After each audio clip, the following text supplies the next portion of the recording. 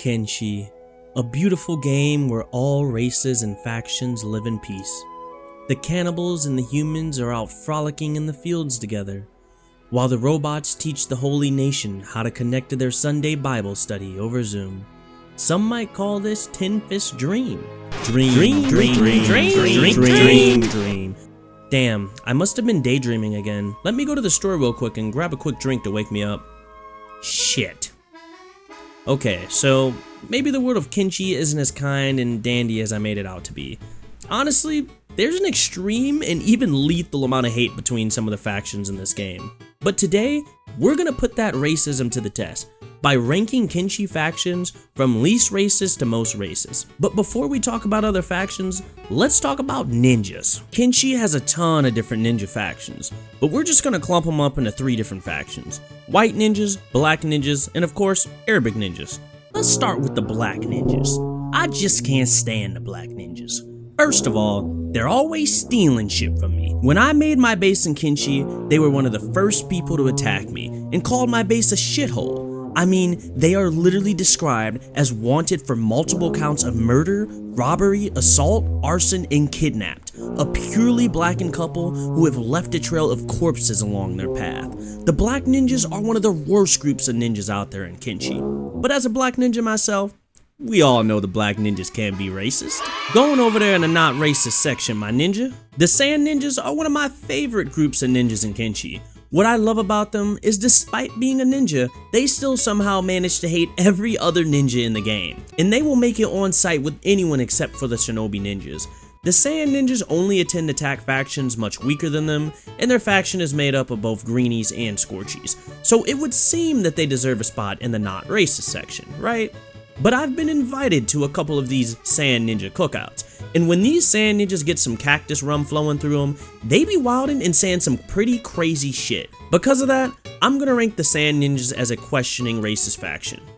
The white ninjas live in a southern part of Kenshi. When they're not fending off their gators, you can find them deep in the swamps, smoking hashish and cooking their casserole salad.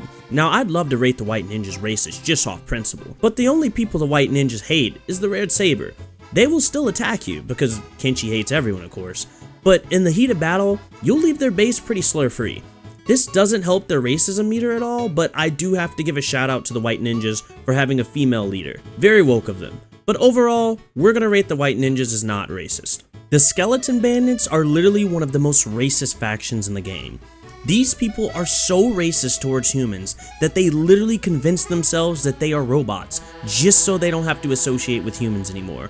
Not only are they racist towards other races, but they are literally traitors to their own race. On top of this, even skeletons, who they claim to be, will still attack them on sight, so nobody even likes them and they still love being racist. This is easily landing them a spot as a Kanye West racist, no questions asked. So this next one might throw you guys off guard a little bit, because the slave trader faction is actually not racist. Now before y'all go crazy in the comments, bro, they literally enslave people. Yes, I get it. But let me explain.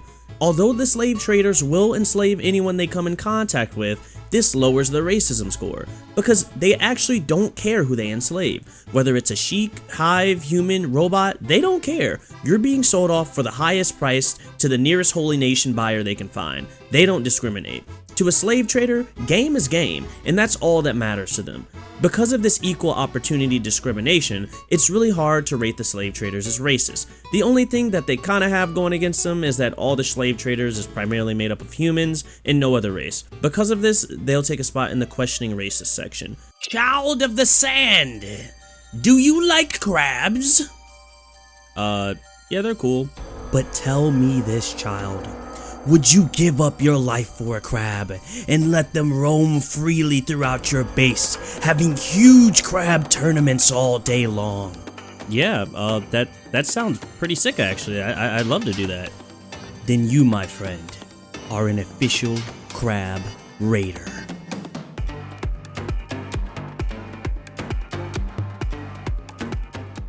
So everyone wants to know, are the crab raiders racist?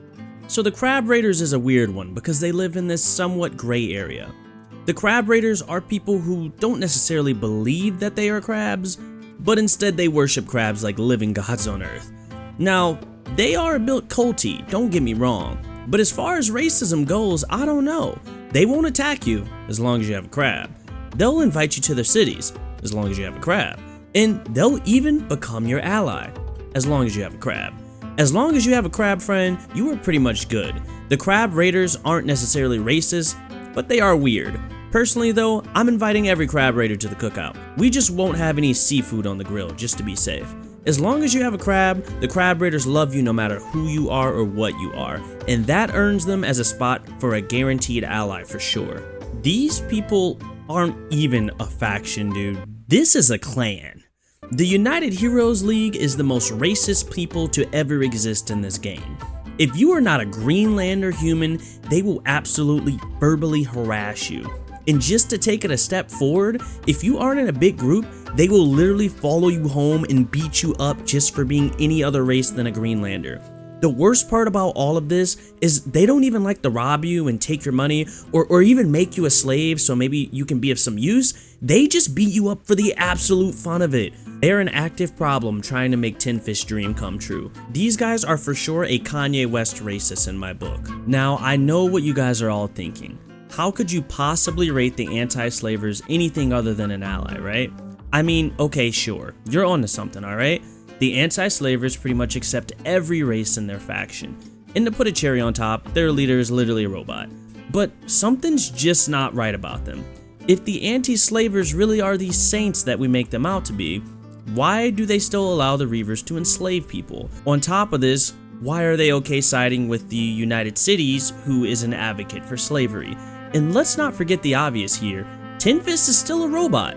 That means at one point, he was responsible for the millions and millions of other races dying during the Great Technology Era. Where was he then? Maybe he's trying to atone for his mistakes, I'm not sure. But I just don't quite trust the anti-slavers. They're definitely not racist, but I wouldn't quite see them as an ally. I think they care a lot more about slavery than they do the discrimination against other races. And because of that, we're just gonna say they're not racist. With that being said, that brings us to the Reavers. Unlike many other enslavement factions in this game, when the Reavers beat you to a pulp and make you into a slave, it's not for money, free labor, or even a race factor. It's for pride, death, and glory. The Reavers are a group of warriors that believe the only way you can prove your worth is through fighting through the pits of hell.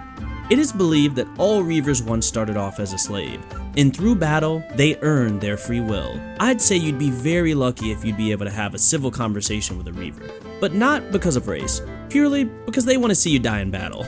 The Reavers aren't racist, they're just absolute psychos. With our minor factions out of the way, it's time to tackle some of the most controversial major factions in the game. Let's talk about it. The United Cities is a very interesting faction to put on this list. So the United Cities prides itself on being a government that accepts all no matter who they are. As long as you have money, you have your rightful place as a citizen in the United Cities. Now the issue is although that they don't enslave people themselves, they fund the Slavers Guild, who directly enslaves people and have multiple bases set up inside of United Cities territory. On top of this, remember that United Heroes League I mentioned earlier? They have free reign to attack and punish whoever they want in the United Cities, even though supposedly your freedom is protected as long as you have money. The United Cities is multiple races under one flag, but they definitely are not all treated equally. I remember when I first supported taking over Kenshi with the United Cities, and I thought I was a hero choosing them over the Holy Nation. But soon, all the cities had a clearer class separation and tons of slaves, so I joined the anti-slavers to undo all the damage that I had caused to the world of Kenshi. I think that the United Cities are a sneaky racist bunch, and they deserve a spot as a mega racist for making money off every race despite them being a racist. Bro, do I even need to have a section for these guys? These guys are so far above the racist tier list that I don't even know how to rank them. You know what? You guys already know where they're going on the list, but I'm gonna make a new tier just for them. The Holy Nation is not just Kanye West, but they're Kanye West if he never made graduation. The Holy Nation is not just racist, they're sexist, homophobic, and on top of that, they're boomers who are afraid of a bunch of robot iPad kids. The Holy Nation can go take their book and shove it up their asses. My next playthrough of Kenshi will involve taking every Holy Nation leader and putting robotic arms and legs on them. All my homies hate the Holy Nation.